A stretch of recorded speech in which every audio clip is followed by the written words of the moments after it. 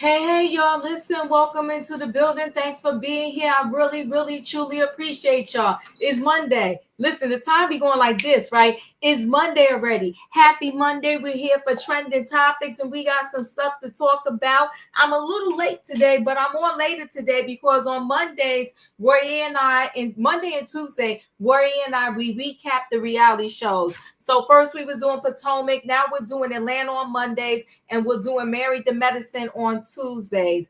So that's what I do Monday and Tuesday with Royer from Royer's World. So check us out. When we do those recaps, we stream on both of our channels. So we appreciate y'all if y'all join us for those recaps and hit the like button on both channels. But listen, I'm here for trending topics tonight, and the title is called Vulnerable People. Vulnerable People. Yes, that's our title tonight for trending topics. It's called Vulnerable People. We're going to talk Wendy Williams. Shout out to Wendy Williams for not playing no games, okay? She is determined to get out of this nasty, disgusting, filthy, despicable guardianship. So much so that her niece is trying to help her. Her niece started a GoFundMe. They was looking for a lawyer. Not sure if they quite, settled on a lawyer yet.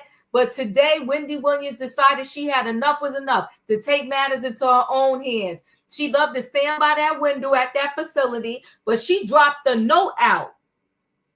She dropped the note out the window to the ground that said, "Help Wendy." Someone else wrote a letter saying that this conservatorship was evil. It's a lot of moving parts with this. Adult Protective Services came to talk to Wendy. The next thing you know, the cops was there. She was in the lobby, waiting to be escorted out to the ambulance. They took her to the hospital. She did some type of test, and they said she scored a 10 out of 10. Now, I don't know what this means in terms of the conservatorship and her getting out right away, but I know one thing, she's not playing. In addition to that, she was preparing, and I'm not sure if this is still going to happen, but to be on The View on Friday via telephone. So she doing her rounds on these talk shows telling the people, help me get out of this nasty conservatorship. And I'm here for it. Wendy Williams said, free me, help Wendy. So we're going to talk about it. Then we got that hazing tragedy. I did that story on my channel one day last week out there in Louisiana. The frat brothers was pledging a new line of brothers that was about to come into the brotherhood. It was some alleged hazing being done at a warehouse. Allegedly, they had on boxing gloves, and they were straight up punching these pledgees in the chest. That's what's being alleged. So the one that lost his life, may he rest in peace, and condolences to the family. They said he fell out because people are talking. They said he fell out, he seized, and instead of them trying to get this young man help right away, they said they changed his clothes, because they said when he fell out and he seized, he lost control of his bodily functions. So they changed this young man. Then they brought him to a hospital far away. They said 2 more individuals are being arrested, but their charges is not going to be as high as the charges as the first person that got arrested. Because the first person that got arrested, they said that he punched the fatal blows. This thing is tragic all around. That's why the title is called Vulnerable People. It's just tragic all around. You know, there are plenty of people that walk around with underlying conditions that you don't know about until maybe an aggravating factor contributes to it. And then it's the unfortunate perfect storm that may take your life. But let me tell you something about nursing. For all of you who've been following me for a while, you'll know that my profession, I don't do floor nursing anymore, so to speak, like with patients. But, you know, I'm a nurse. Have my bachelor's degree in nursing. And so nursing, the tough part about nursing, there's many hard parts, but one of the hard parts about nursing is a doctor can write a prescription. The pharmacy can fill the prescription. But you, the nurse, if you administer said medication and it was wrong because the doctor wrote the wrong prescription, guess who's in the main number one trouble? You, the nurse, because you delivered the deadly dose. I bring that story up. Why? To say that even if many people ahead of this one gentleman was punching Caleb Wilson, the one who gave the final blow is the one in the most trouble. Do you remember with the Michael Jackson case? You had that doctor, I forgot, his name is slipping my mind right now. I want to say McMurray. I got to look it up. But there was plenty of doctors before that particular doctor that was doing the same thing and giving Michael Jackson those same medications. So he Propanol, so he can go to sleep at night. But the last doctor suffered the consequences of what many others had already done, because he gave the final dose that took Michael Jackson's life. So I'm saying all of that to say what? Never be a follower, be a leader.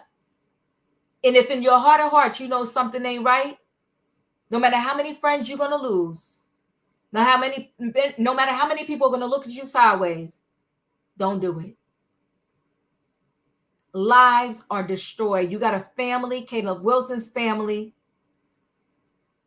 who no longer has their son, their brother, their cousin, their friend, their loved one, because he wanted to be part of a brotherhood.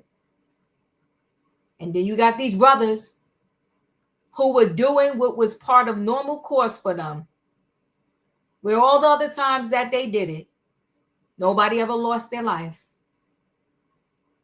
But now somebody did.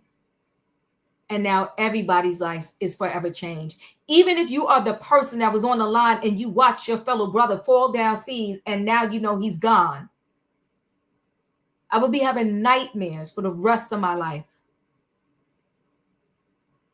But we're going to give the update and talk about that. Then we got this spring break mystery. Young lady went on spring break to the Dominican Republic, went with friends. Every time I think about these friend situations, and I think about all those songs, what about your friends? And old school, Houdini, friends, how many of us have them?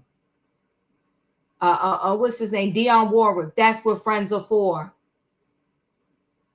I think nowadays people use the word friend loosely and too loosely. I'm telling you right now, when it comes to vacation, and I'm not trying to be scary, I'm not trying to tell people they shouldn't explore on their own. Before you get on a plane and you're going on vacation with these so-called friends, make sure that you could truly trust these people. I don't care how old or young you are, when you are someplace that you are not familiar with, never been before, don't be just going roaming the streets and roaming places and you don't know where it's at. When I go on vacation a lot, I stay on the resort. When I do go off the resort, it's with a reputable a touring company. I don't like this side stuff when they're making deals on the side. Oh, the tour company's going to charge you $200. We'll do it for $100. No, I'm good. I'll just stay over here in the hotel. It's too much. It's very sad. 20-year-old, she just wanted to go have fun on spring break, went to the Dominican Republic. She's no longer here, and they don't have a body, but they saying she drowned. How do you close a case saying I drowned and you don't have a body? But let me tell you something else. A lot of these tourist places, they don't want to tell the truth about the crime because they don't want to stop the tourists from coming. So now if you hear, oh, this young lady drowned, you're thinking, oh, okay, nothing sinister happened. She just drowned. That's very sad. There's no body.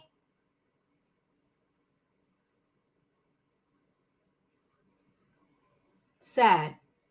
Watch where you go on vacation. Watch who you go on vacation with. And be sure you're in good terms with these people and they really care about you and love you. I didn't do this story, but there is, I forgot if he's a famous part of a group, but he's on a ship, a cruise ship with his fiance, and the fiance fell overboard. That's why I don't just go on vacation with everybody, but I don't do too much with just anybody. Even when I'm staying in my local place. If I don't get down with you like that, I'm like, But I'm fortunate. I got 2 sisters and a brother. So I got forever friends. You know, my son, you know, he's not so lucky. He's my only child. It's a lot, is all I can say. It's a lot. But be careful who you are friends with or who you call friends. Listen, you know, Anti-Afro, thank you for saying that, and hello to you too. See, you know what? I'm fortunate. I got vices now. Listen, and I don't judge nobody for their vice. So let's be clear, right? I got my own vices, but my vice is shopping. So I'm fortunate that I never was an alcohol person. And you know what? When I went out the other night, I went out Saturday night. I went to a friend's birthday party, had a really good time. For the first time ever, I had a virgin mojito. I think I'm saying that right. It was delicious. I heard somebody else order it. I said, oh, okay, let me be cute. Because I said, I don't drink. They said, oh, they could make a virgin one for you. I said, oh, give me that. It was good. It had mint in it. I don't know what else was in it, but it was good. It was good.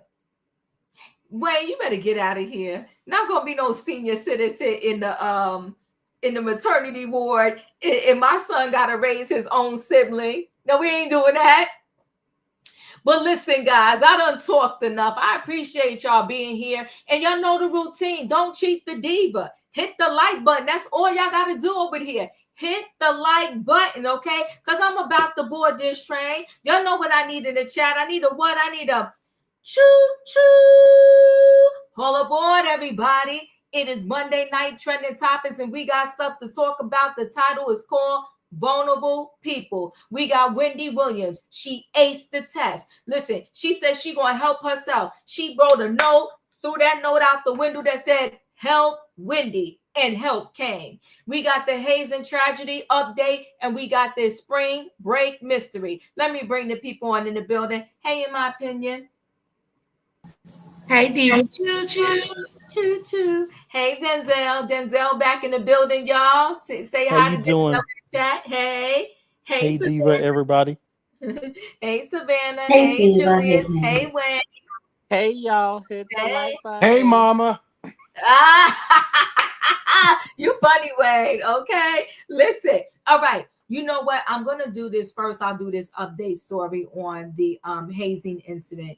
If you know, most of y'all come through and hang out with me every night. So you know, last week we did this story where you know, the fraternity, the Southern University out there in Louisiana, they had a line. Unfortunately, a kid got hazed.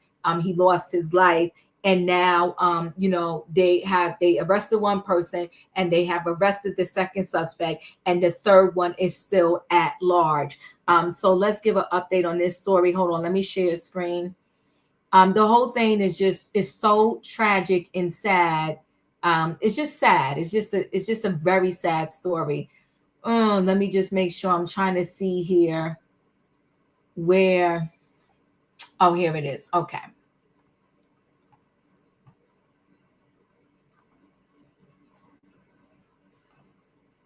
WWL Louisiana News at 5 begins with breaking news. Well, that breaking news comes from Baton Rouge tonight. Another Southern University fraternity member. He's been taken into custody for the alleged hazing incident that led to the death of Caleb Wilson. Our partners at WWRZ in Baton Rouge say Kyle Thurman now in custody. Police are still looking for one other member of the fraternity, Isaiah Smith. Caleb McRae has already been arrested and released on bond. Now, all three are accused of leading the hazing ritual the night Wilson died. Wilson was a junior at Southern University pledging to Omega Psi Phi. Smith and Thurman are now facing felony hazing charges, while McRae is also charged with manslaughter. Although all three are alleged to have punched pledges in the chest as part of the fraternity ritual, witnesses say it was McRae who delivered the blow to Wilson that caused him to collapse. An exact cause of death for Wilson has not yet been determined.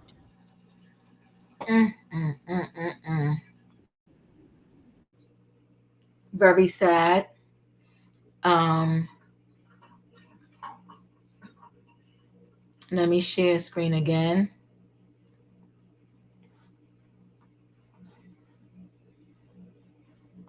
I don't know why my computer is being so slow. All right, let's see. There we go.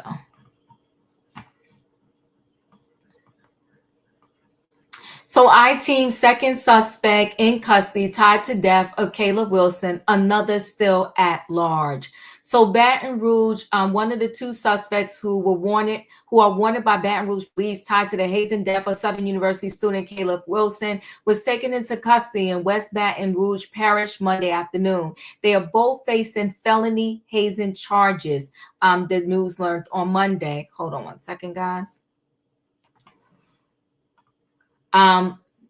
Baton Rouge police said Kyle Thurman was picked up with the help of U.S. Marshals around 3:34 p.m. from a home in Port Allen. Sources said Thurman was supposed to turn himself in over the weekend, and when he missed that deadline, law enforcement went looking for him. He would have been better turning himself in. A third suspect, Isaiah Smith, is still wanted. Our sources said Smith is the son of Todd Smith, who leased the warehouse where the hazing occurred. Smith told News last week that his son is a member of Omega Psi Phi, the same fraternity as the other two men who have been arrested, which Caleb Wilson was also pledging. Smith said that his son is also still an active student at the Southern University. On Friday, Baton Rouge police held a news conference where it was announced that those individuals were facing misdemeanor hazing charges. That the change that the news learned about making those felonies is a big difference if the individuals are convicted. Misdemeanor hazing carries up to 6 months in prison upon conviction, while felony hazing carries up to 5 years upon conviction. Our sources tell us those suspects were at a warehouse in Baton Rouge area the night that Caleb Wilson died and punched some of the pledges. Arrest records released Friday are painting a clear picture of what transpired. The documents showed the fraternity members were in no rush to get the Southern University student Caleb Wilson medical attention when minutes mattered 2 weeks ago.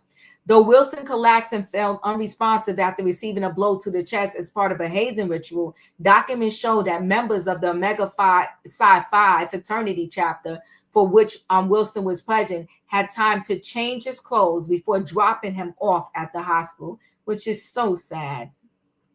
Is raising questions about the timeline of events the night Wilson died, as well as whether there should be punishments if investigators can prove that there was a delay in seeking care. Our sources said Wilson never regained consciousness after he collapsed.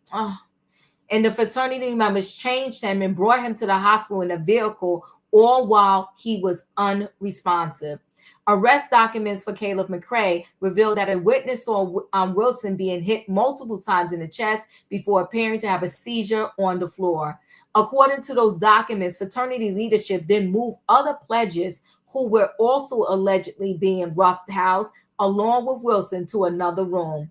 Investigators noticed that the witness said that all the pledges present for the ritual, including Wilson, were wearing gray sweatpants at the time of the alleged beating. According to the warrant, however, Wilson was later dropped off at the hospital by members of the fraternity wearing only black sweatpants and white socks, meaning his clothes was changed before his arrival. McCray is facing the most serious charge tied to Caleb Wilson's death, criminal hazing and manslaughter. Baton Rouge Police and District Attorney Hill R. Moore confirmed Monday that both of those charges are felonies. McCray's bond was set at $100,000 by Commissioner Keena Kimball. He left jail late Friday night. He's due back in court in May. I think that more people should have more serious charges for the simple fact that I don't think that this young that one person changed this young man's clothes. This is super, super sad. In my opinion, your thoughts? Well, there are going to be some more charges, but this is really sad because you had to know you was doing something wrong to prep this all the way like this, to make another story, to drive further than you needed to get them to a hospital. I don't have no sympathy for them, none whatsoever. Thank you. In my opinion, Denzel, your thoughts? Can you hear me? Yes, we can. You know what? This situation is sad, and it's nothing wrong with, so I can't even pronounce it right, but it's nothing wrong being in that. Like, it's nothing wrong being in a fraternity. It's nothing wrong with that. Right. But how can they live with themselves knowing that they are putting these people at risk? Again, it's nothing wrong being in that. It's nothing wrong with that. But people need to be careful with that. People need to be careful with it. And it's sad that he lost his life. It's really sad. But the people that was involved, I hope they get their karma in prison, because I can't even say that word. They were wrong. They were wrong. And people that do that, they just need to be careful, and just be careful, and rest in peace to him, and condolences to his family and friends. It's sad. That's it. Thank you, Denzel. Wayne, your thoughts? Yeah, the sad part about this is that the young man that they were hazing, he probably wanted to be a part of something. You're in college, and a lot of time kids aren't, not out there in the streets with them, and then they want to be a part. I worry about my grandson who's in college now too.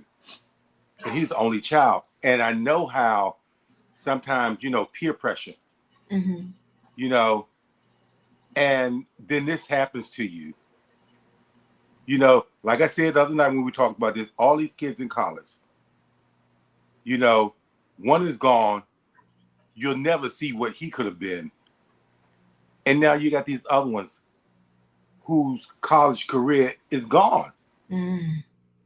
Okay. I look at young people as like our future, our future society, to take care of us, to become politicians, to become doctors and all that. Right now, they may not look like it, but 10, 15 years down the road, these are going to be full-fledged adults, college graduates. I'm not talking about these people, but, the young people, graduates, and out in society to make a difference. I'm not saying that what this guy did was bad. It was horrible. Maybe it happened to him, to get through. So now you just, monkey see, monkey do, and you pass it on down. I don't think he was a bad person. What he did was bad. And unfortunately, I don't want to say it's going to ruin his whole life because they got many more years.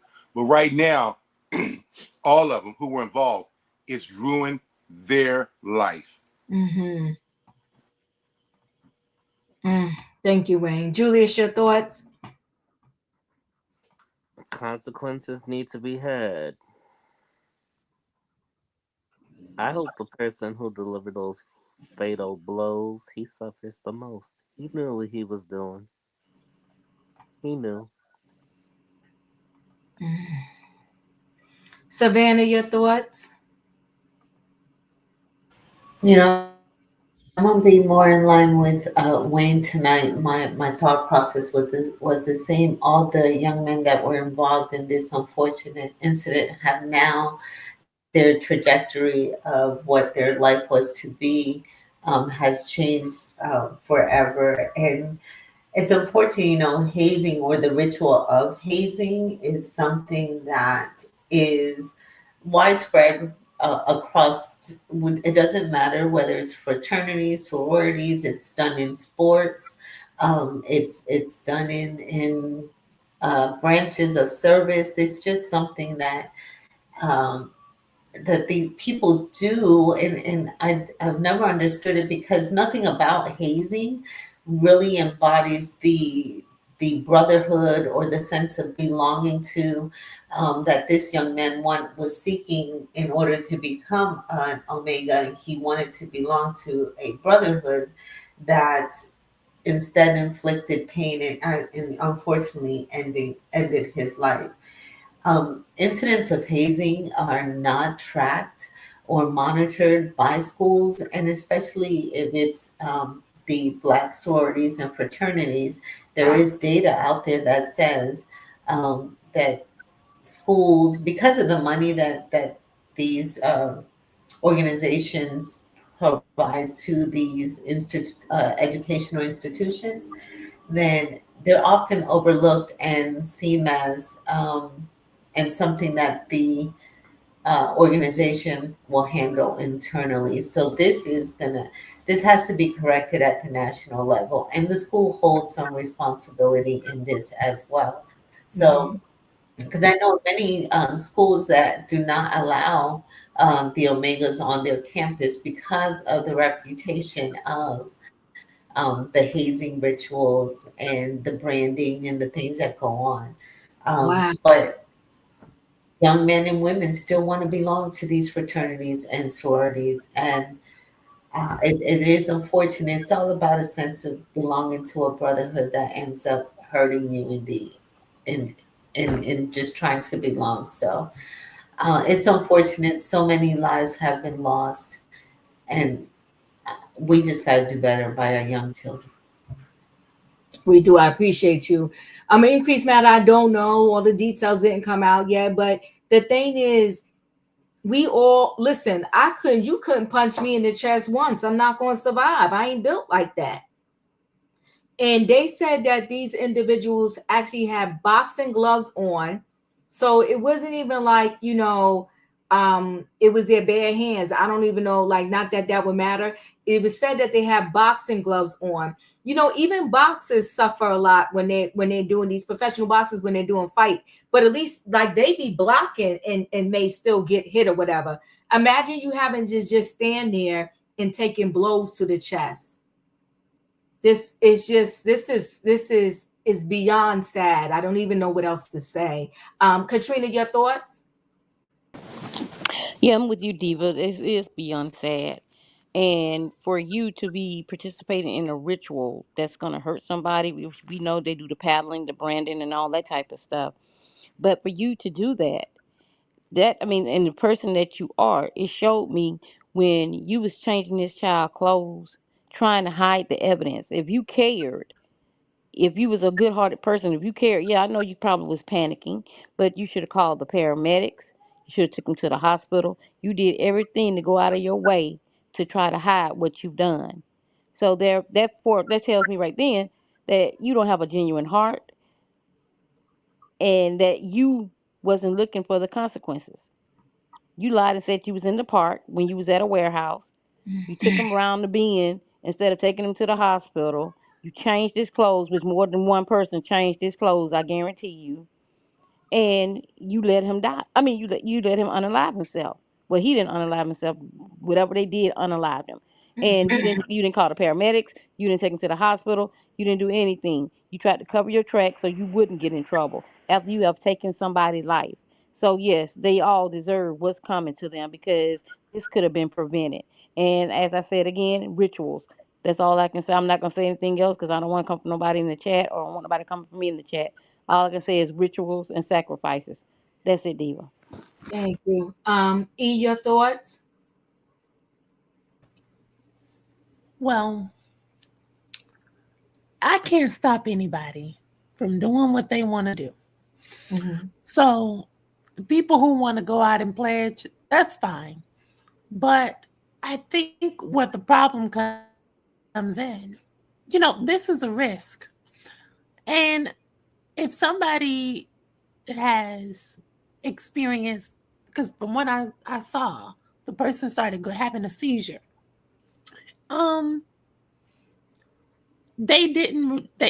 That's when you need to stop doing what you're doing and then take appropriate care.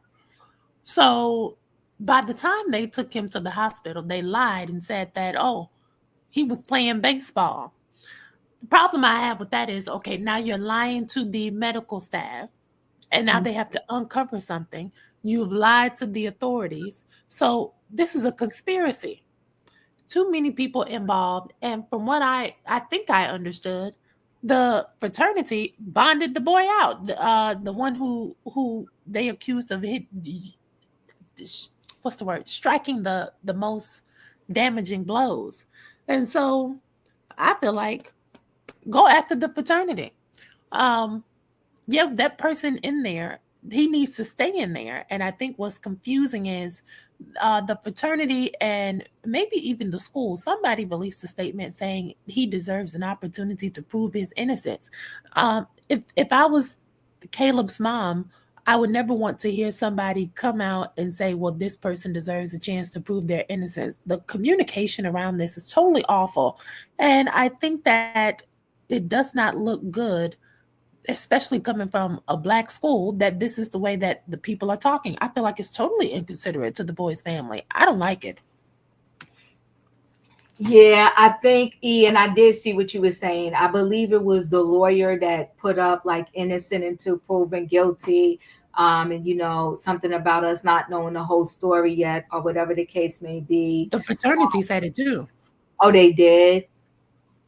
This whole thing is I don't know. This whole thing is breaking my heart on like a whole nother level. And it is very barbaric. I mean, you got what I don't understand, but this is me because I'm not in a sorority or fraternity or whatever. I don't understand how punching me in the chest and me surviving this proves my loyalty and how I really want to be in said fraternity or sorority. So you're getting me in through violence, but I'm supposed to be, this thing is supposed to be about love and giving back. It's just an oxymoron. It's just insanity. Prayers all the way around, because you got the one man that's still at large. You got the other man that he said he was going to turn himself in. And then, they had to go get the U.S. Marshals to go get him. But to me, the part that is really going to get them in a maximum amount of trouble is that once this kid fell and seized and lost his bodily functions, you could have at that very moment at least got 911. Don't know. We'll never know whether it would have made a difference or not, but at least it would have been better. But instead, y'all changed them and y'all delayed it. So people watched him really suffer and die. This is sick. And then you driving a lifeless body to a hospital. It's sick. So we're going to move on to the next story. Again, condolences to Caleb Wilson family. And, I think maybe why this is breaking my heart so much is because I currently have a college student And I just can't imagine, you send your child off to college and you get this phone call that your child is no longer here. It's just devastating. All right. So I'm going to roll into this next story. And this next story is a young lady went on spring break to the Dominican Republic. And now this young lady is no longer here. And without a body, they're pretty much saying, oh, she drowned. Like, how are we closing this investigation and saying that she drowned and there is no body? Like, it just baffles. I'm confused. So let's take a listen. Hold on. Yeah, increase matters. Nobody tries CPR. I don't. This is crazy. I think the more that comes out about that story is the more horrific it's going to be, because it also said that once he sees, they move to other pledges. This thing is just, it's just terrible. Let's go into this next story. Let's take a listen. Of Pittsburgh, Sudiksha Kanaki was on spring break in the Dominican Republic, and there are now reports that police believe that she may have drowned. Police, though, are looking at all angles still and tell us they're investigating one of the friends. There are also reports that she was spotted swimming with a man at the beach near her resort. She also reportedly went for a walk on the beach sometime around 4 o'clock in the morning last Thursday. TJ Ward is a private investigator who works on the Natalie Holloway case for nearly 2 decades. He joins me now. TJ, good morning to you. Thank you. Good morning. Thank you for having me. So, TJ, tell me your thoughts on all these mixed reports coming in. I mean, that they're talking to a young man who went swimming with her. Now some investigators believe she may have drowned. Are you buying that? No, I'm not. They need to find out who she was with. They need to start looking at cameras. One of the things that I did was real important when I went to Aruba. I found somebody local that I could trust that could travel around with me, because there's, as you well know, bad people on the island, and you need to make contact with law enforcement. One of the things that hurt Aruba was tourism. And I think the media needs to play a big part in this and keeping up and being there and find out what's going on. Local law enforcement and federal law enforcement here, somebody needs to be on board and working with local law enforcement there to try to find out what's going on. I've made contact with the family yesterday and hope maybe they'll call me and then we can get there and try to help them locate their daughter. I mean, have you heard back from them yet? No, I've not heard back from them. I sent them my email. I sent them my website and told them who I was and tried to explain to them what this was all about. It's somewhat difficult when you start looking for people in other countries that are not familiar with you, and they speak another language too. So you've got to get somebody local that can work with you. I have something that's kind of unique. It's called layered voice analysis, and I can take any transmission in any language and analyze it, and I can tell you somebody's lying or hiding something. So that's real important also, to be able to have the tools to be able to work and get there and do this and get on board with law enforcement. Yeah. And then try to work hands-on with them to try to locate people that may know something or last seen her, or somebody that may have been with her. I'm sure she had friends or somebody was there with her. I don't think she was there alone. Yeah, she was traveling with a group of 5 others, if I'm not mistaken. Right. So I'm curious what they all saw and knew. You bring up language. I was going to ask you about that, TJ, because she is a citizen of India. So the Embassy of India is now leading the investigation. They're working in tandem with the U.S. State Department, local law enforcement. How does that help or complicate this case? I think it helps, and I think the more exposure that again, with the media and being out there and people understanding what's going on and people watching, being able to see, somebody may come up that knows something and can share information about what they last seen her or know something about her.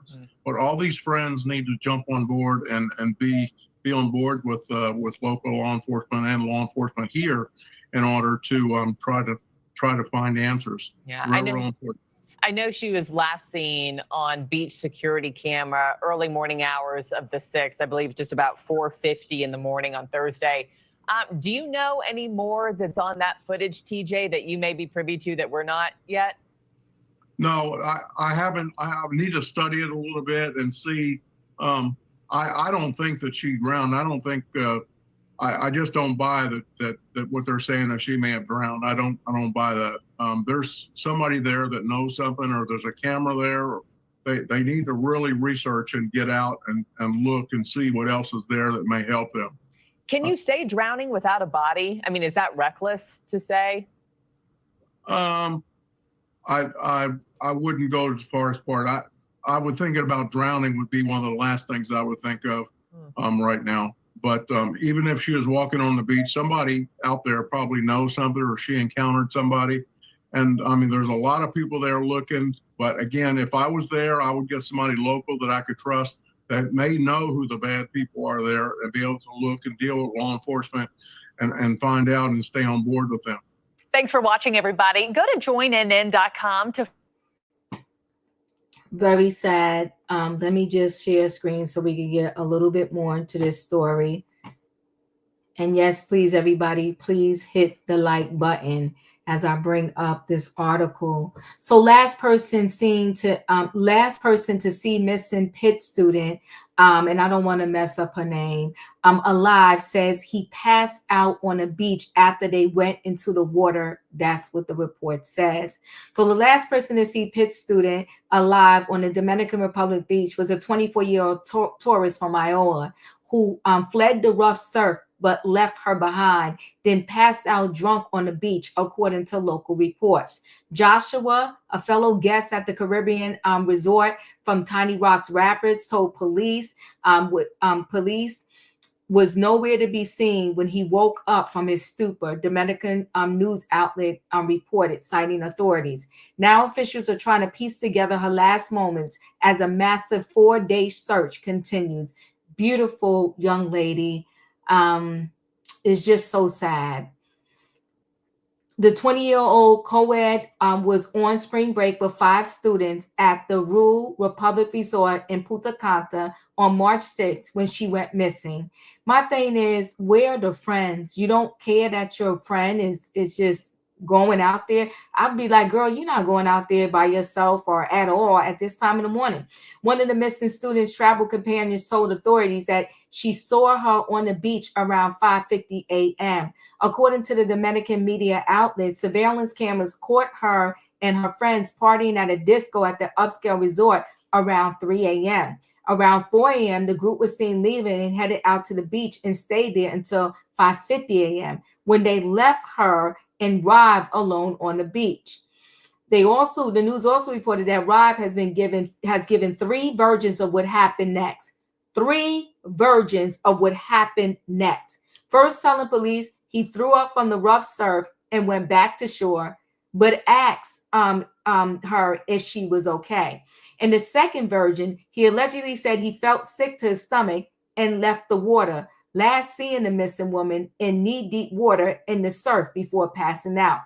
Finally, he also told authorities that he saw her walking along the shore before he fell asleep, the outlet said. So this man had 3 different stories, 3 different versions, and y'all want to come up with she just drowned?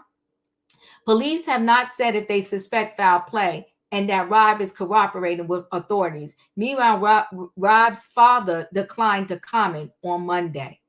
I don't know that we're allowed to comment at this time, he told the Post during a telephone call.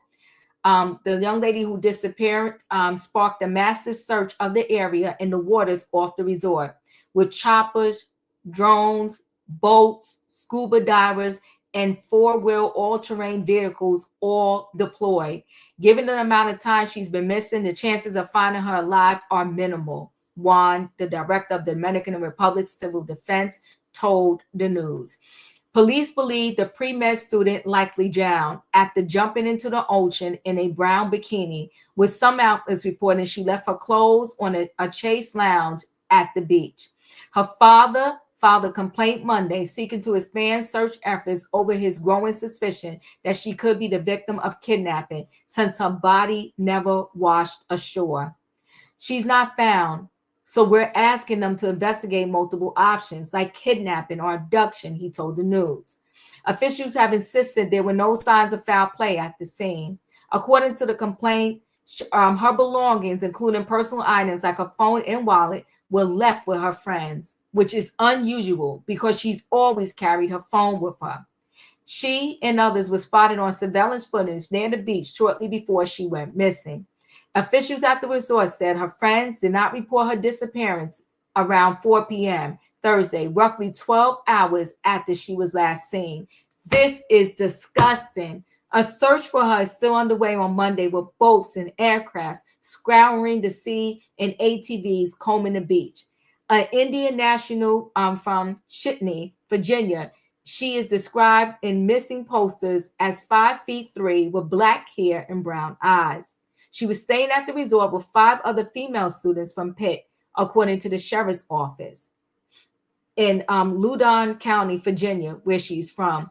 Agencies from Loudoun County, where she's from, along with the Indian Embassy in the Dominican Republic, have been assisting with the search. U.S. federal agencies are also helping with the investigation. This is reminding me of a little Shanquilla-ish. The only difference here is people are actually looking for this young lady. In my opinion, your thoughts? So this story is oddly familiar with Natalie Holloway. And the reason why this story sticks in my head all the time is because she was from here. And we was blasting it everywhere when she went missing. The friends didn't know nothing. They was out partying. They sent the friends back. They got investigators investigating, and we still never found her. I think it's really messed up that we spend our money to go to another country, send our kids to other countries. And the best you can tell us is if they come up missing, they must have drowned. You throw in a towel before you even get started on the investigation. And then it's up to us to hire private investigators to go over there and be human lie detectors. It's up to the officials if they want to investigate even further. I feel like there needs to be something put in place then. If we're going to allow our people to come over there to their countries, that they have to be accountable. Because this is happening way too often. Our kids are going over there. And at this point now, I say parents, don't send your kids over there no more without some kind of monitor on them. They can't take off. I just feel like this is really messed up. Get one of them blood pressure watches or something because it tell you when they in duress. I don't know what else to tell you, but I feel like it's happening so much. And that happened in Aruba. So now this is happening in Dominican Republic, but it sounds very, very, very similar to what happened to Natalie Holloway. But Denzel, your thoughts? Yeah. A question? Did she had alcohol? Did she have any alcohol? The thing is, I think all the friends were partying and drinking. So alcohol was definitely involved. The real issue for me is that this one friend done gave 3 versions of the story. That's problematic to me. Yeah, that you know what? That's crazy. I'm gonna just say this. You know, it's sad that these tragedies keep happening. It's sad that it keeps happening, and life is too short. It's way too short. They need to investigate the friends, and it's a shame that they still did not find her body. Something is not right. They need to figure out what in the world is going on, and if people gonna go like overseas or whatever, people need to be careful. You know, people just need to be careful. And I say this: everybody is not your friend. And you know, rest in peace to her. Condolences to her family and friends. And people need to be careful and stay prayed up. That's it, Diva. Thank you. Wayne, your thoughts? You know, I think she drowned. I haven't been to Dominican, but I know it's around, you know, water all over the place, and I think a lot of that, if the waves were like they were in the picture we just saw, it's believable. I was in Hawaii and I went down to the beach. Not only did they have signs, no swimming, but not walk on the beach so close to it. And one of the stories is told that it was a honeymoon couple walking along the beach on their wedding day. And the waves came up so high, pulled them in, and they were never seen again. So if alcohol was to play, and if this boy told 5 different stories, we already know they've been drinking. He may have some more stories. But I think you don't mix water and alcohol. And they say they were partying. And it's believable. She got too close to the water and it took her out. That's my thoughts. Thank you. I appreciate this, Wayne. But the trouble I'm having is this boy told 3 different versions of the story. The trouble I'm having is why didn't her friends, knowing that they partied, knowing that they left her, knowing that she was on the beach, knowing that they had her phone and stuff, why did they wait till 12 hours later to report their friend that they came to spring break with missing? Julius, your thoughts? Something in the water ain't clean. Something in the water ain't clean because it was probably a setup.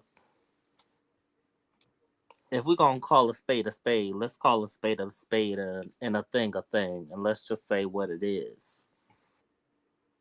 They deliberately and purposely waited 12 hours, had her phone and everything, and they want to act all grieved and all of that.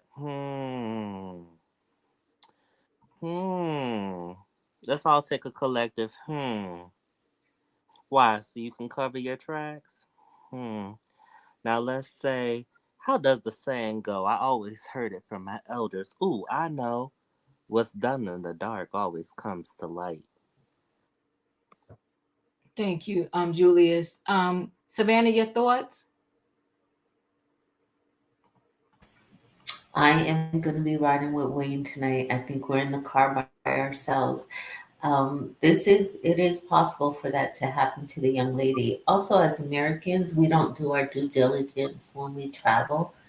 And you have young adults living a Instagram lifestyle, alcohol in the Dominican Republic. So it was a disaster waiting to happen. It's unfortunate, but I can see it as possible. And yes, the friends were messy and for not getting proper authorities and people involved when she was missing, but I can see it happening. Katrina, your thoughts? My thoughts is, first of all, you walking on a beach at 4 o'clock in the morning. Second, what was your friends? 4 o'clock in the morning, you walking on a beach with people you don't know. Second thing is, I think they got her body and got the organs because we know people go down there to the Dominican Republic to have these plastic surgeries, and their organs are missing. So I think they got her and got her organs. I don't think she probably did drown. I'm not gonna say she didn't because I'm not there, but I think they got her and got her organs, or either he did something to her on that beach and caused her to be unalive, and he was trying to cover up his tracks because that's just too coincidental. You was roughing up against the wave. You said you was drunk, but you got to the beach and you fell asleep. Anybody knows that anybody in that type of water whatsoever, and even if you are intoxicated, the water would level out your blood. So I don't think that he's telling, well, he ain't telling the truth because he told 3 different versions of the story. I think he either unalived her, he probably R'd her and unalived her, or either they got her body and got the organs. I might be wrong, but I know that's what's been going on in the Dominican Republic. This woman went down there, had surgery, woke up, her kidney was gone. It's fishy. It's very, very fishy. And I'm at the point where, girl, why you out there at 4 o'clock in the morning walking on the beach? You know, something else is going on with this. It just don't sound right, don't feel right. But hopefully her body will come up. But they saying she drowned. This is another Natalie Holloway story to me. But we'll see how it goes, deeper. And condolences to the family. But that's all I got. Thank you. E, your thoughts? Hold on, Well, E, I'm sorry. no, go ahead. Diva Felicia's backstage. Oh, she is okay. Thank you. It's tragic for sure. Anytime there is a loss of life, and it's unfortunate without saying. And I believe her name is Sudisha. Thank you. She is lucky to have a team advocating for her, searching for answers. And I am confident they will get to the bottom of things. It's possible she drowned. It's possible she didn't. Everybody in the friend group is drinking, being careless, having a good time, and nobody wants their name in this because it's like, oops, this wasn't supposed to happen. You know, it was mentioned earlier, Shanquilla Robinson, and it's so eerie to hear that name because I saw something earlier. Shanquilla Robinson's family today filed a motion in federal court to keep the case open in the Western District of North Carolina because the feds are trying to dismiss the case and make the family file in Mexico, although everybody is here back on American soil. So it's sad all around. And I do believe there's a lesson that can be learned. And maybe everyone will not agree, but I do think young people, a lot of tragedies can be avoided if people understood the history from which they come and kept their kids a little bit closer. So many kids are walking around uninformed, unaware, and lacking intuition to perceive when danger is near, especially when you're young and you're mixing alcohol. You know, I've been to the DR and xenophobia is rampant, and it is vital that children are taught that the world is not a friendly place. We can't always depend on strangers, even though we would like to. We can't always depend on strangers to reel us back in, have our back, and, you know, we have to take a more modest approach, especially when we're traveling. It's spring break. There's danger all around. And, you know, friends are not always your friends. Sometimes family is not always your family. And I think that in these times, with everything that's going on globally, I think it's important that we start urging our children to take spring break nearby, because if something happens, we're at a loss. We're at a total disadvantage, as in my opinion, and Katrina said. And until there are measures in place for us to be able to remedy or take action or have some type of defense against these unalivings of young people, I don't think it's safe to travel that far for spring break. I think it's a hasty idea. Thank you, E. Felicia, your thoughts? Well, good evening, and thank you, co-counsel, because I was backstage like a homeless beggar. I don't know what's going on here tonight. I didn't see you. Totally locked out. Okay. Oh, God. You're welcome, love. Well, You're welcome. Thank you so much. So, to many of you, you all don't know this about me, but I have been visiting Punta Cana and the Dominican Republic for over 2 decades. Mm-hmm. And in fact, I have stayed at this resort.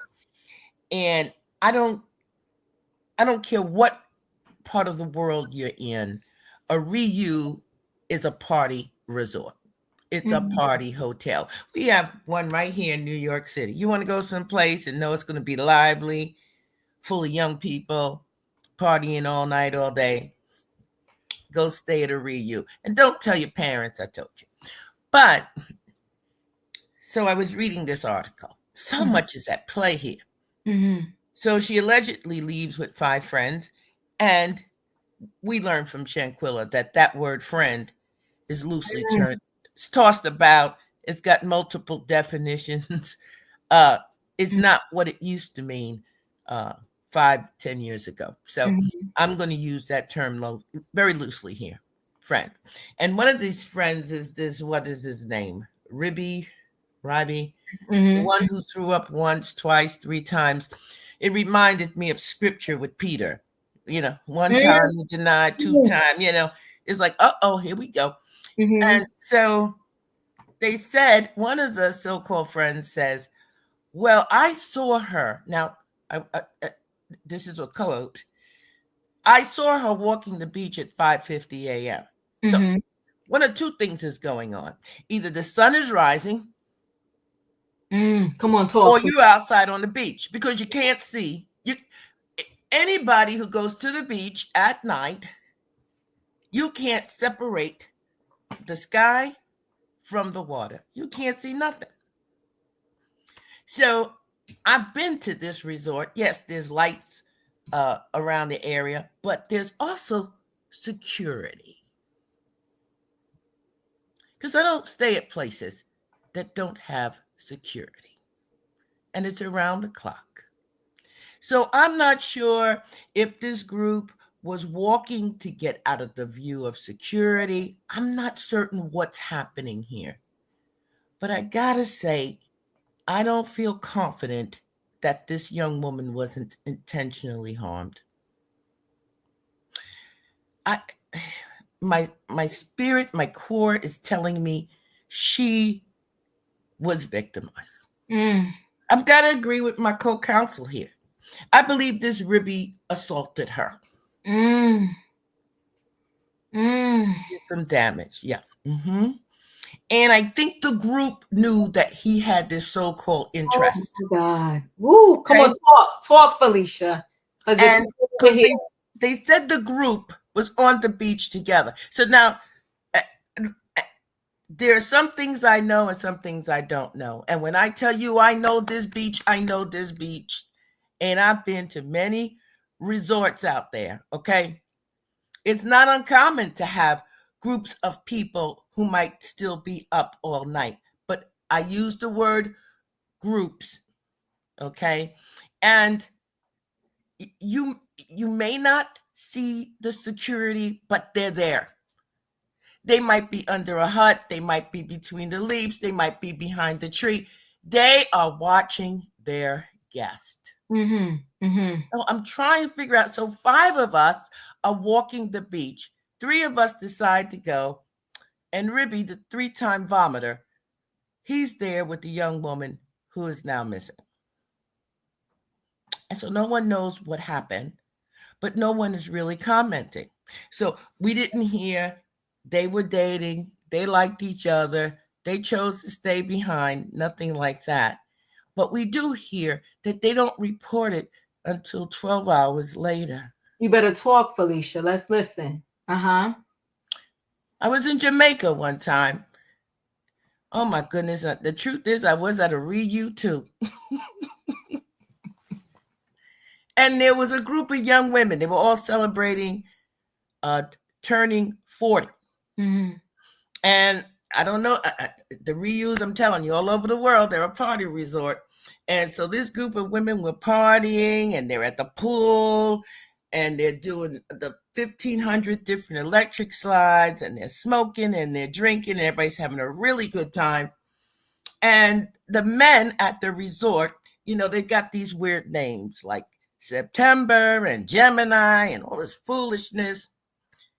And one of the women went off with September. Now, how do I know this? Because the next day we're all leaving. And she did not return to the hotel room. And they're calling her cell phone. She's not answering. So finally, I guess after the 4th call or so, she picks up and they tell her, look, we've already packed your stuff. We're leaving for the airport. The vehicle's coming to get us. Where are you? And she says that she was smoking all that gunji. She was up on a hill somewhere. She had to wait for this guy to bring her back. Don't leave her. And the rest of the group is stressed outside. And she shows up and she's a mess. And we all get in the vehicle. We get to the airport and she collapses. And here comes the emergency vehicles. They got to put her in a wheelchair. They're giving her oxygen and all of this stuff. And I learned from one of the other women that she had done drugs and alcohol and then had some kind of relations with this September guy. I think what I'm trying to say here is when you're young, you don't use good judgment. Mm-hmm. When you're young and you're using alcohol, you got really poor, bad judgment. And when you're on the beach with strangers, you're in danger. You really are. And I really do believe that something happened to this woman. Mm. Even folks who don't drink or smoke weed or do any other kind of drugs. They go on vacation, they decide they're going to jump off the rock, they're going to go into the spring lake. Something happens when we're on vacation where you take risk that you normally wouldn't. So in closing, what I really want to say is speak to your young adult children, particularly when they're traveling. Remind them that they're to stay safe and smart, that there are predators in the water and predators on the beach, and there may be a predator or two in the group that you're traveling with. To always stay within security. Don't be out anywhere, whether it's day or night, whether you're in LA or New York, or just don't be out unprotected and unawares because there are predators out here. So my condolences to this family, because I think this young woman was set up like Katrina saying. Oh my God. Because I've been to this resort. It's 4 of them. And this one is the singles adults only one. Yeah. And I know that these folks, so I hope this Rippy guy, they charge him and bring him in, because his father had no comment. Nope. Nope. No. So you threw up 3 times. You don't remember. The people you're with, they're not sure. And then there was 5 of them. Was he staying in the room with them too? Come on, you better talk. There's no boundaries here. There's just too much going on. There's just no boundaries. And she's only 20. I'm not saying that she didn't travel before with her parents, but this may have been the first time she traveled with a group of so-called friends. Mm-hmm. And now she didn't come home. This is heartbreaking. Keep talking with your children. Keep listening. Remind them there are predators in the water, predators on the street, predators in your classroom, on the beach, at the concert, wherever you are. Stay prayed up and remain alert. I'm done. I appreciate you. Something about this doesn't sit well with me. I'll stay connected to the story. I don't like that the friends even took 12 hours to report this thing. Hey, Diva. Yeah. Well, same thing with Natalie Holloway. Even though they have a confession from this man that was on the island, they still don't have her remains. And that happened in 2005.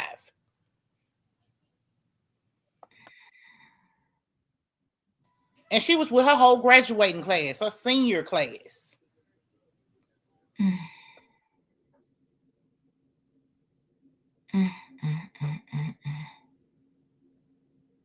So incredibly sad. And you have to be careful when you go out of these countries on what you're drinking and who's your, like Felicia said, who you're surrounding. Because it was 2 girls that was in Mexico, in Cabo. And they said the only thing they drank was the water that they got from the bar. And they end up in the hospital. They were sick. And Mexico said they're not going to touch them until the family will send them $10,000. So just be careful when you go out of these countries. Take bottled water. Don't take no alcohol or whatsoever from these people, because you don't never know what's in it. You had some people that go in their rooms and never made it back out there because they said it was carbon monoxide poison, but that's what they say. But just be careful when your kids and stuff go out of these countries and going to these places that you can't keep your eyes on them at all times and you can't get to them fast enough. Just be mindful of where they're going, who they with, and just pay attention to detail because these people are crazy now. But that's all I got, Eve. I'm sorry. Toria, thank you so much for the super chat. She said Felicia broke it all down. That's what happened. Rest in peace and prayers for the family. Thank you, Tori. I appreciate you. Thank you for the super chat. And thank you, Felicia. And Tadette said, talk about it, Felicia. Well, thank you both for that. But I also wanted to come in here behind Katrina. This young, brilliant man that we just lost from Southern, he wasn't out of the country. He wasn't far from home. That's true. So I want you to hear me again. Predators are on the street. They're in your classroom. They're in the water. In they're your in home. the hotel. They're everywhere. He was supposed to be pledging with other males who were supposed to be his brothers for life. And he's gone.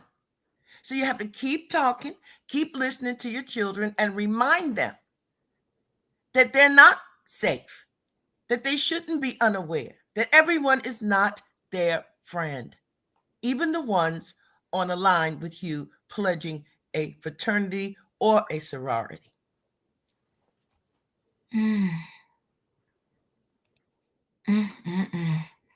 Appreciate you. Thank you so much for that. He's saying facts. Preach. Yes, that part.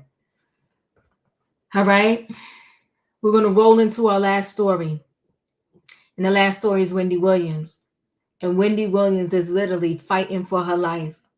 She done spoke to everybody she could speak to in regards to this conservatorship that she wants out of. The family raised money to get her a lawyer. She's been trying to get different lawyers. And now finally today, I guess she had enough. She threw a note out the window that said, "Help Wendy." They sent what do you call it? The cops. They sent Adult Protective Services. They took her to the hospital and she aced whatever memory test they gave her. Let me share screen. So Wendy Williams, I aced the capacity test. Wendy Williams may be a big step closer to freedom because a psychiatrist examined her Monday and the results are clear. Wendy's mental capacity is fully intact. Sources with direct knowledge tell TMZ Wendy scored 10 out of 10 on her psych exam called a capacity test. She was asked 10 questions to determine if she was alert and oriented, and she answered every one correctly. This was her headed to the hospital from the facility in New York after she tossed out the window a note saying, "Help Wendy." We'll take a quick listen. So TMZ broke the story when he went to Lenox Hill Hospital in New York City Monday, where a psychiatrist spent time with her. We're in the lobby with police. She happy. Wendy, how are you? Wendy, what's going on? Wendy, how are you feeling today? I know you said that you needed help.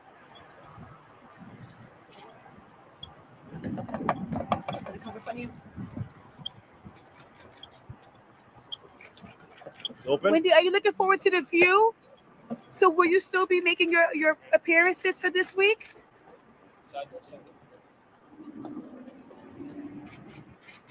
Oh my God, I gotta get behind that. Oh my God, okay, you put that and put that way over there. Wait, hold on. 1, 2, 3, go. Oh my God, okay.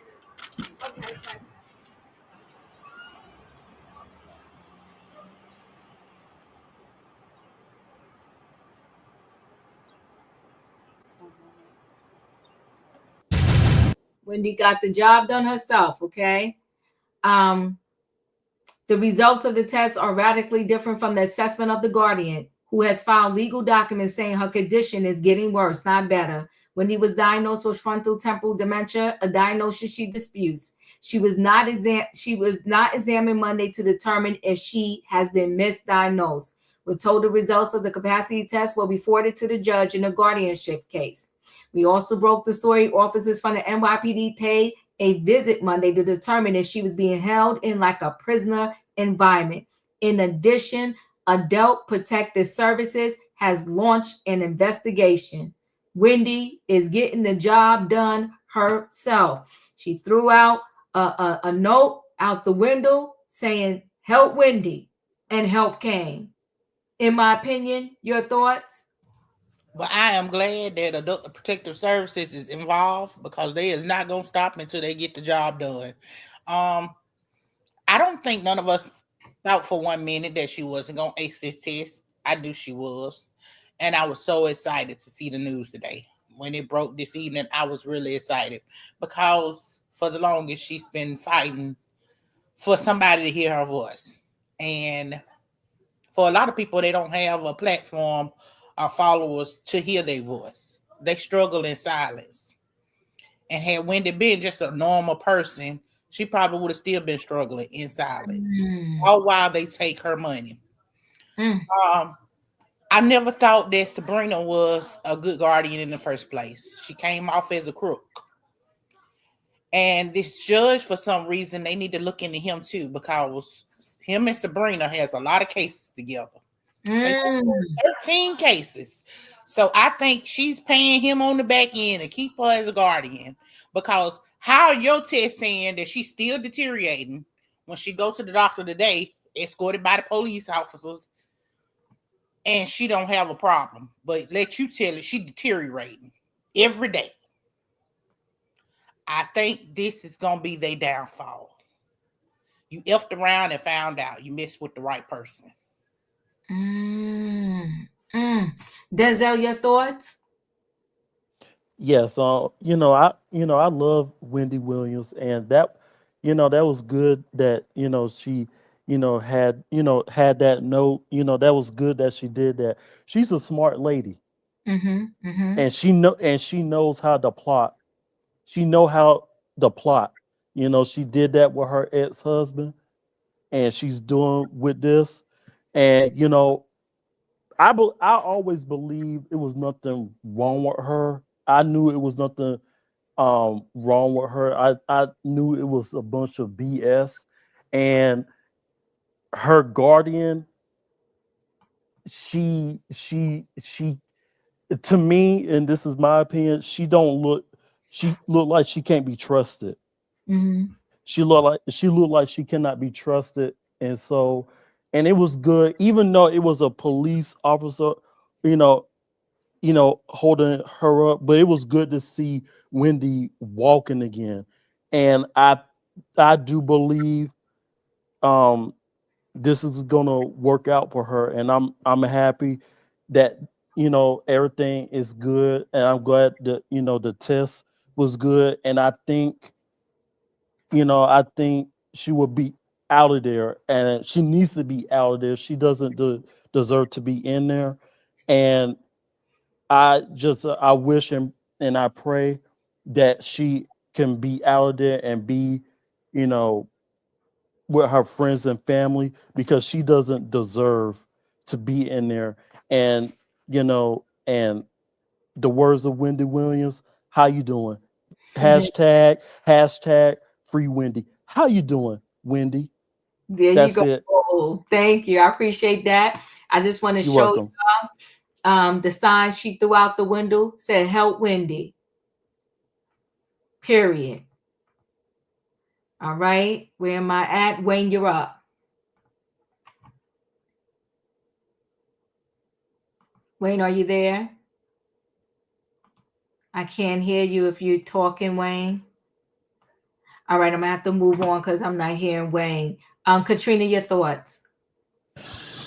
Yeah, I'm happy Wendy got help. Like I said, she's supposed to be on a View Friday. Um, because paying $18,000 to a place that you don't want to be, that's sickening enough. And for them to get her out there and they did this test and said that she was lucid, I get it.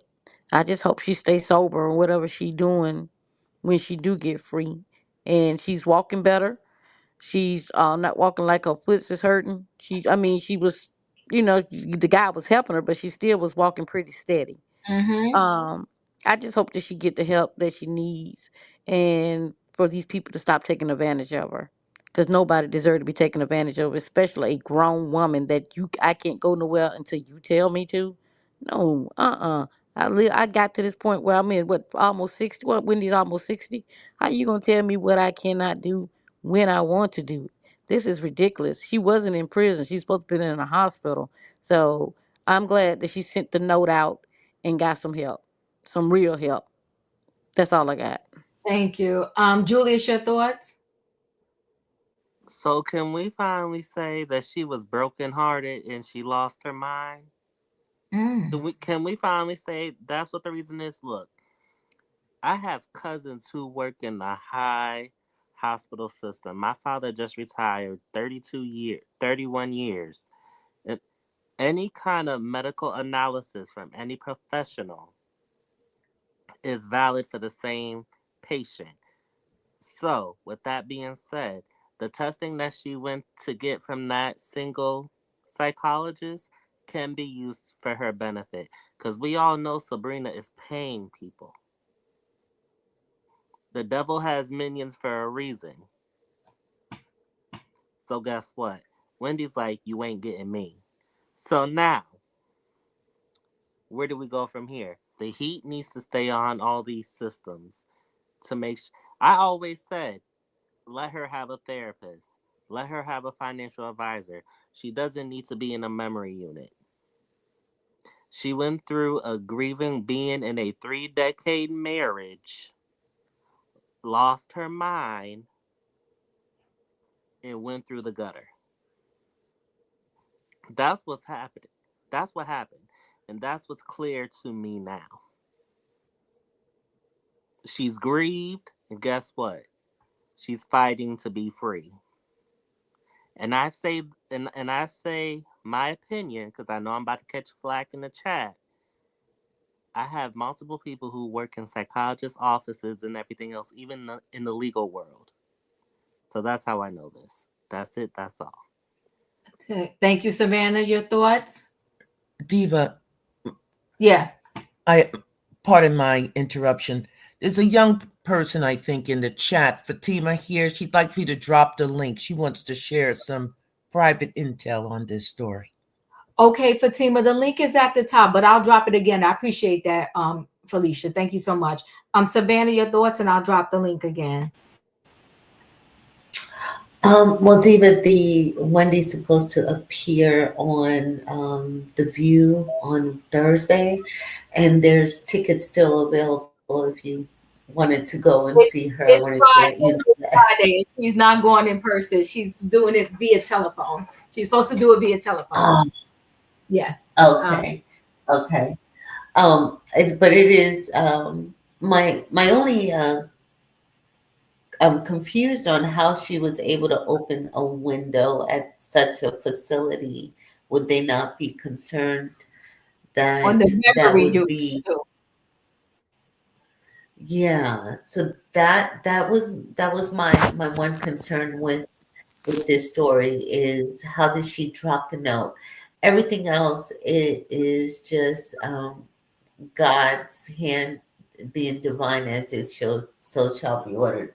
I love seeing her walking out of there. And like Katrina said, that's what I first caught too, is how she was able to walk out of there upright and steady. And she walked for quite a bit. Remember before, because of the conditions of her feet, she was limited on mobility and how far she could walk. But she was determined to get away from there as fast as she can. I think this story is going to start to unravel and get even more interesting, and I can't wait to see it on this new Lifetime movie that she's going to have, or a Netflix documentary. But I'm thinking we're going to start finding out the truth, and the curtain's going to be pulled back on this conservatorship that Sabrina has on her. Thank you. And everybody hold up. I am going to circle back. Fatima, you're new in the building. What did you want to tell us? Fatima, can you hear us? Okay, I'm not sure what's going on, so I'm going to spin back. Felicia, your thoughts. Well, thank you so much. And I agree with Savannah. I think that this is now the beginning of the truth. Today here in the city, it was very warm. It was more like late spring, early summer warm. And so I'm not certain about that building that she's in, but most buildings that look like that with all of that glass, they have those windows that you kind of crank open a little bit. You don't get to open it all the way out. You don't get to pull it up. Mhm. Right. But it opens a little bit. So I'm just saying that because it was so warm, maybe there was a window or two that was cranked open. And maybe she did get a note out. Because if you're in a place like that, you might know who walks by a certain time. So maybe the people delivering UPS packages come by a certain time, and the people who bring the lunch come by a certain time, and she was monitoring it. And she took an opportunity. It's not like it would have been me, and it was like, who this woman? What's she giving me? They know Wendy when they see her. Yeah, they do. So I'm not going to toss that out and say it's unbelievable. I can believe it because it was so warm today and the place was probably stuffy, and they opened up or cranked open one or two of those windows, and she said, I got to get out of here. And she looked like somebody that was like, I got to get out of here, And I noticed that the police were very protective of her. Yes, they were. They were very protective of her. I noted that, and I was like, so what happened inside when they went to go check on her? Was there some kind of pushback? Were they told they weren't allowed to come in, or they had to get clearance to go get her? I'm not sure because I don't know about these situations. I was just looking at the video, and I wish her the best. And I wish her son, as always, he's in my prayers. I wish him the best too. Yeah, thank you for that. Fatima, are you there? Okay, I don't think she's there. E, you're up.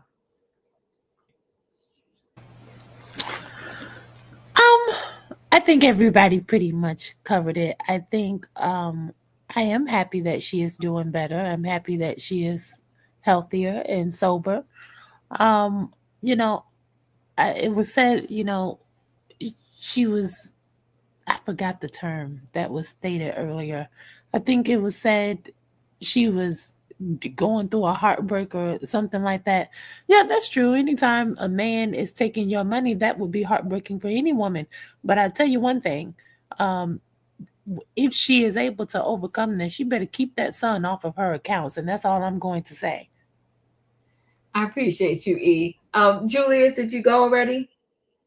Yeah, I just want to add one more thing, if that's okay. Sure. Remember when Suzanne spoke and she said when she spoke to Wendy, it was the Wendy that she knew. She was with Wendy 10 toes down, at her best, at her worst. She knew Wendy better than anybody.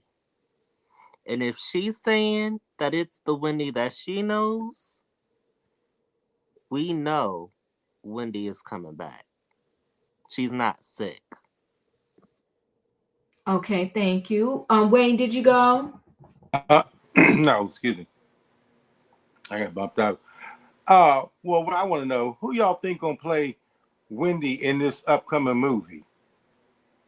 Because this is a movie, I mean, the way it all turned out, and this is Sabrina's worst day of her life.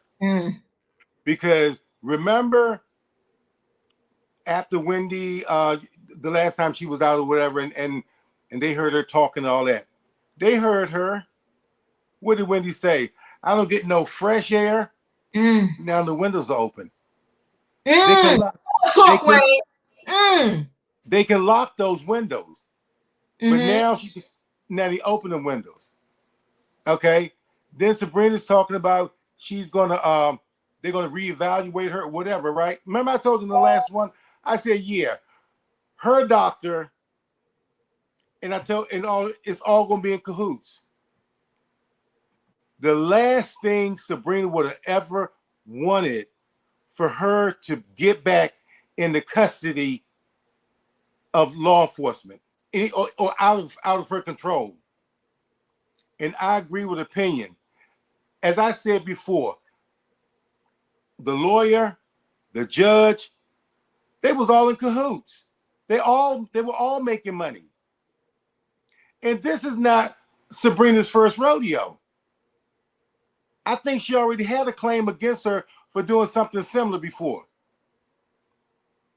So this is nothing new, but this is the beginning that you won't see. I don't think you'll see Wendy going back in there. And also, I think in the article said that, didn't they send, what's that, Adult Protective Service or something like that to go back and search that, what kind of living condition she was in. So they have begun, investigate that. But yeah, I think this is going to be a movie. I'm done. All right, I appreciate you. We lost Fatima's back. Let's see if she wants to talk here. Are you ready for me to bring you up, Fatima? I don't see your avatar on. There you go. Okay, Fatima, turn off your background there. Okay, go ahead. Hi. Fatima, can you hear us? I think Fatima's having some audio issues. I'll give it a second or two as I try to close out here. Fatima, can you hear us? All right. So I don't know what's going on with that, but listen, I would say all the stories were very interesting tonight. Vulnerable people is what I titled this live tonight. Wendy Williams aced the particular test. I think, a couple of y'all hit that nail on the head. Like you said, I know those windows that you can crank open a little bit. And so I do know what you're talking about there with that, Felicia. And then, it's a warm day. All of it's kind of adding up. And then Wayne told us something very important. She was complaining about no fresh air, this, that, and the other. So they figured, we'll crank the window open so she could stop complaining about not having no fresh air. And Wendy Williams, to God be the glory, she used that as an opportunity to throw a note out there talking about, free help Wendy. Okay. And also, I didn't have it in any of these articles that I pulled up, but there was another article that someone wrote. I don't know if they wrote the facility, they wrote somewhere saying that this conservatorship, maybe to the judge, that this conservatorship that Wendy is inhumane. And that's why Adult Protective Services got involved. And then the police came in because she threw that note out the window. And to God be the glory. I don't know if they eventually brought her back to the facility. We have to kind of stay connected to figure out what is going on. But either way, there's steps moving towards, her getting out of this conservatorship. Can I say something real quick? Yeah, give me 1 second. Okay. Fatima, are you can you hear us now? Can you talk? I don't think we're going to, Fatima is having bad issues. Go ahead, Wayne, what did you want to? They showed the picture of the note. They said that was the note, right? Uh-huh. She had enough sense. Now, people will normally ball up something and throw it. Mm-hmm. She had enough sense to know that if she put it out there like that, it was going to float. Somebody's going to see that, and that paper was 8.5 by 11. Would see if it happened this way, would see that floating down. And not like a piece of trash. Because the note wasn't balled up. They showed the picture, it was flat, wasn't crinkled up. You are correct. Hello, everyone. Mm-hmm. Okay. I think it's working now. Hi. Can you hear me? Yes, we can. Can you hear me? Yes. Oh my God, amazing. Hi, everyone. Hi, Grey Hair Diva. Hi. I just wanted to basically say, do you remember when Dr. Drew came on the Wendy show towards the very end when she was frequent, basically, when her biopic was coming out? He came specifically to push the agenda of the ACED, and he kept on nudging her to follow the script and basically suggest to the Black audience, which is specifically why he came on the show, that it's safe to take this untested, unvetted ACED. And she kept on saying no. And he nudged her like 7 different times to in that show, in that segment of the show. And then she specifically outright said, no, I don't trust it. And I wouldn't recommend it. Do you remember that? And I slightly do. I slightly do. Yes. Yes. And obviously with all of the trauma, just being a Black woman alone, being an isolated Black woman, being obviously a victim of domestic violence, obviously someone who was never taught to love themselves and relied on a so-called man who was leeching, beating, cheating, spending all her money and doing everything, playing in her face. And she has to keep up an image, and a very public image.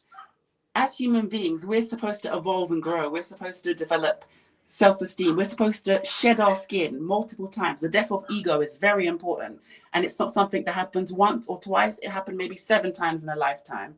And she was holding on to a stagnant, false self that ultimately made her split. And these people who are her handlers took advantage of that. And do you know that isolation is a form of torture? Yeah. They've been taking her money, extracting it, and essentially like openly enslaving her. She's essentially a sharecropper. That's great, but she's not even getting paid a dime. They're taking all of her money. So I've even heard that Sabrina is actually a great-grandchild of a slaver. So I mean, just look at her. You can look at her picture. You can see her aura. You can see in her eyes. That's a demon.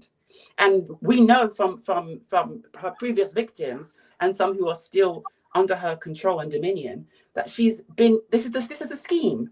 It's a scheme. They do the same thing in the UK as well. They pretend that like they induce a trauma, they exploit it, and then even when she was on the Breakfast Club and she was mentioning how they kept on telling her to take these different pills for psychotropic medication, even if it's just a low dose. If it's not for you, that can actually severely affect your central nervous system and your brain chemistry and alter it almost permanently. It could actually make you incapacitated.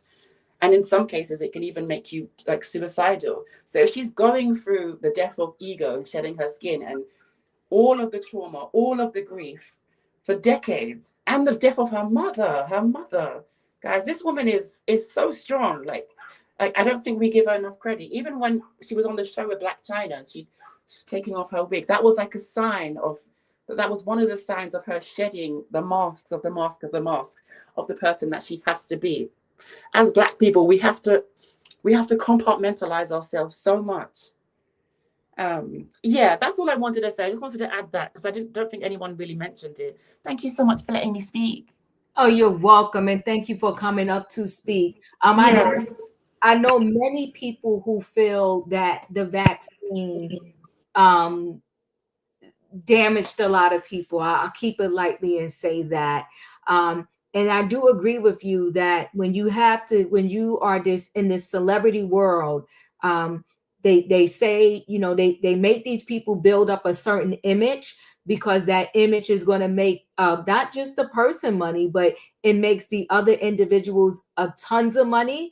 And the person ends up really trying to fight to be themselves, and it ends up being a detriment of self because they're fighting between this image that these powers that be want them to portray out there, and then they can't ever feel like they're going to be themselves. And when you were saying that, the first person that came to my mind was Whitney Houston, who, you know, just wanted to be herself and felt like because they put this image out there, even the way they had her dress when she first came out as an artist, it wasn't the type of dressing that, you know, Whitney Houston was really liked and wanted to do. And that's why she fought when she did that Star Spangled Banner, which, by the way, everyone loved, and they hurried up and made that a song, and it just made so much money. They wanted her to wear a gown. And she fought and said, no, I want to wear this sweatsuit, blah, blah, blah. And, you know, it's just this constant battle of, can I just be myself versus the image that all of these people who want to make money off of me want me to be. I connected to what you said, a lot of parts of what you said. I want to thank everyone on this panel tonight. I think it was a great and amazing conversation about 3 stories that are different but similar in a lot of ways. I'm praying, nothing is worse for a family than to, one, know that your loved one is no longer here, but 2, you don't physically have a body so your mind can connect that, yes, my loved one is truly gone, because that you got this body, right?